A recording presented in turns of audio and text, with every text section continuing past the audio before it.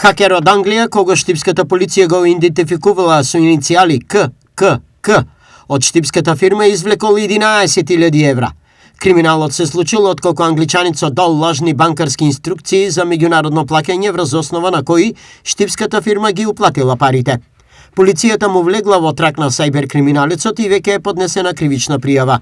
Овој случај не е единствен во Штип и државата кога криминалци од овој тип успеале да влезат во комуникацијата помеѓу деловните партнери, пошто и се случило пренасочување на парите, фирми криминалот го пријавиле, но без реално очекување дека парите ќе бидат вратени.